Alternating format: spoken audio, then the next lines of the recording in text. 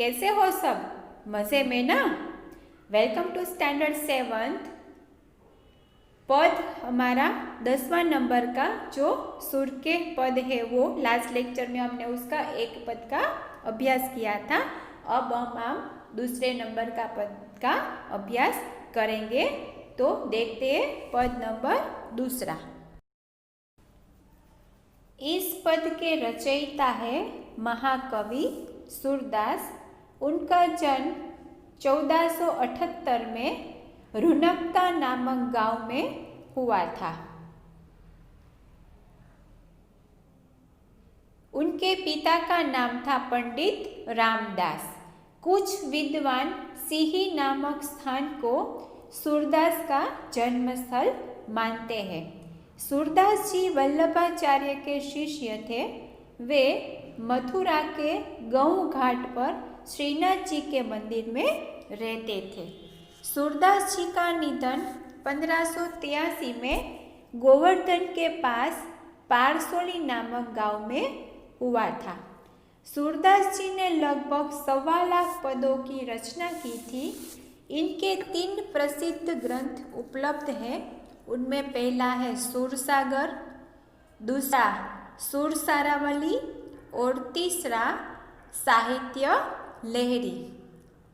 सूरदास ने अपनी इन रचनाओं में श्री कृष्ण की विविध लीलाओं का वर्णन किया है।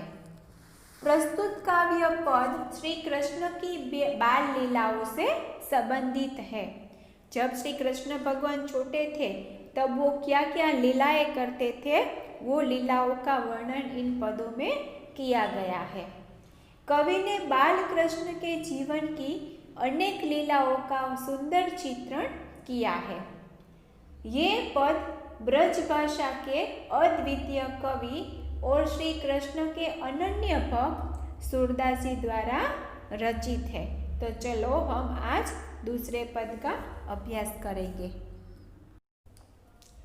मैया में तो चंद खिलौना ले हो, जेहो लोटी धरनी पर अब ही तेरी गोद न एहो। सुरभि को पय पान करी हो, बेनी सिर नुगुहे हो। हवे हो पूत नंद बाबा को, तेरो सुत न कहे हो। आगे आऊं बात सुनी मेरी, बल दे ही न जने हो। हसी समझावती कही जसोमती, नई दुल्हनिया देखो। तेरी सो मेरी सुनी मैया, अब ही बिहायन जय हो। सूरदास हवे कुटिल बराती, गीत सुमंगल गे हो। प्रस्तुत काव्य पद में महाकवि सूरदास श्री कृष्ण की बाल लीलाओं का वर्णन करते हुए कहते हैं कि बाल कृष्ण मैया यशोदा से चंद्र खिलौना लेने की जिद कर रहे हैं। बाल कृष्ण ने आज क्या जिद की कि आसमान में रात को जो चंद्रमा उदय हुए हैं वो मुझे चाहिए और उसी से मैं आज खेलूंगा। मुझे खिलौने के रूप में चंद्रमा ही चाहिए। हे मैया, मैं तो चंद्र खिलौना ही लूंगा। यदि आपने मुझे नहीं दिलाया तो मैं धरती पर धूल में लेट जाऊंगा या लौट जाऊंगा। बालकृष्ण यशोदा मैया से क्या कहते हैं कि मैया, आज तो मुझे ये चंद्र नाम का खिलौना ही चाहिए। अगर आपने मुझे नहीं दिया तो मैं यहाँ जमीन पर धरती पर लेट जाऊंगा और पूरा धूल धूल हो जाऊंगा। तेरी गोद में नहीं आऊंगा।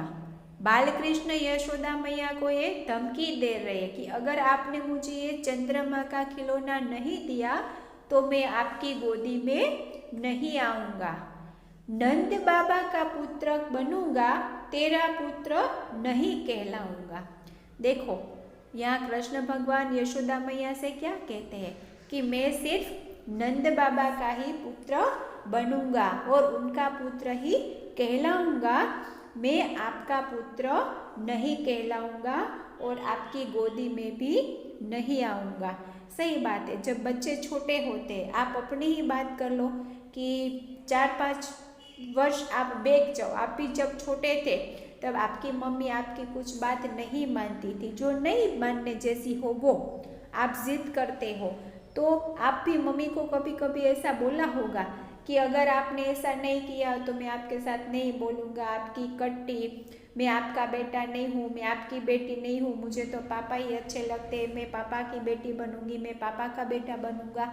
ऐसे भी आप लोगों ने भी अपनी मम्मी को ऐसा कहा होगा, जैसा यहाँ बाल कृष्ण यशोदा मैया से कहते हैं कि मैं सिर्फ नंद बाबा का ही पुत्र हूँ, मैं आपका पुत्र नहीं हूँ और आपका पुत्र कहलाऊंगा भी नहीं। क्यों? क्योंकि उनको चंद्रमा चाहिए खेलने के लिए। आगे मेरी बात सुन, तूने केवल बलदेव को ही जन्म दिया है, मुझे नहीं। देखो यहाँ बाल कृष्ण अपनी माता से क्या कह रहे कि आगे मेरी बात सुनो कि आपने केवल बलदेव को ही जन्म दिया है। बलदेव यानी श्री कृष्ण के बड़े भाई, उनके बिग ब्रदर। तो वो कहते हैं कि आपने सिर्फ बलदेव को ही जन्म दिया है, मुझे नहीं। आप भी दो भाई बहन होते हो और घर में लड़ाई झगड़ा होता है, खासकर मम्मी के साथ, तो आप भी ऐसा कहते होंगे कि आपको तो वही अच्छा लगता है, आपको तो वही अच्छी लगती है, आपका वही बेटा है, आपकी वही बेटी है, मैं तो कुछ हूँ ही नहीं। वैसा यहाँ बाल कृष्ण यशोदा मैया से कहते हैं कि आपके बेटे तो बलदेव भैया है, मैं नहीं हूँ, आपने तो उन्हें जन्म दिया है, मुझे कहाँ आपने जन्म दिया है।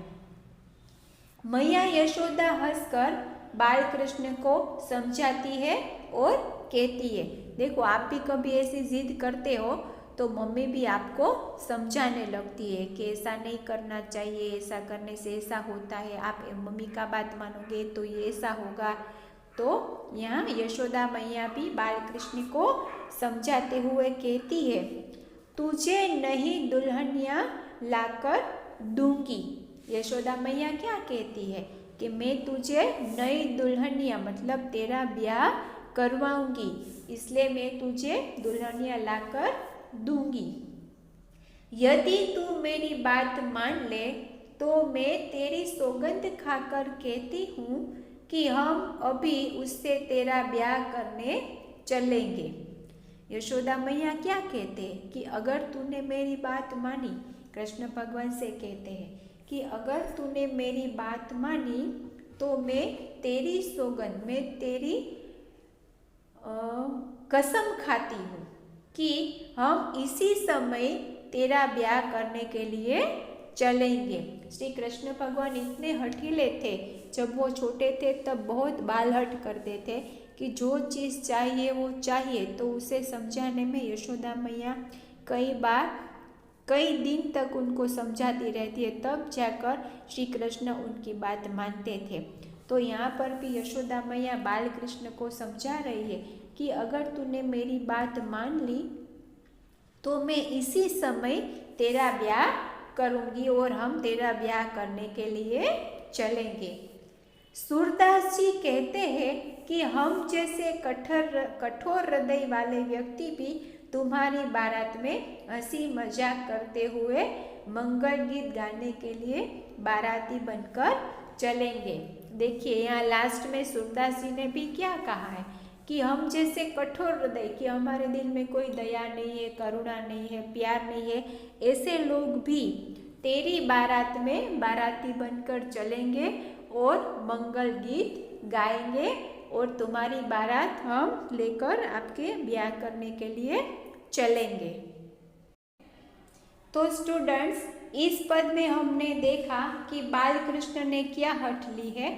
उन्होंने हठ ली है कि उनको खेलने के लिए चंद्र खिलौना ही चाहिए, मतलब आसमान में, आकाश में जो चंद्रमा उदय हुए हैं वो ही उसे खेलने के लिए चाहिए। अगर वो खिलौना यशोदा मैया उनको लाकर नहीं देंगे तो वो ज़मीन पर लेट जाएंगे, उनकी बात नहीं सुनेंगे, उनके पुत्र नहीं कहलाएंगे, वो सिर्फ नंद बाबा के ही पुत्र कहलाएंगे। उन्होंने यशोदा मैया को ऐसा भी कहा कि आपने मुझे कहाँ जन्म दिया है, आपने तो सिर्फ बलदेव भैया को ही जन्म दिया है, तो मैं आपका बेटा नहीं कहलाऊंगा। इसी बात पर, इसी बालहट पर यशोदा मैया बाल कृष्ण को समझाती है कि अगर तू मेरी बात मानेगा तो मैं तेरी शादी करवा दूंगी या तेरा ब्याह करवा दूंगा, और अगर तू मानेगा तो इसी समय हम तेरी बारात लेकर जाएंगे और अच्छी सी दुल्हनिया लेकर आएंगे। तो इस पद के माध्यम से सूरदास जी ने बाल कृष्ण की ये एक बालहट लीला का वर्णन हमें बताया है। आई होप आपको अच्छा लगा होगा। वीडियो अच्छे से देखना, रिफर करना, ठीक है। नेक्स्ट वीडियो लेक्चर में फिर से मिलते हैं, तब तक के लिए bye bye. Thank you very much.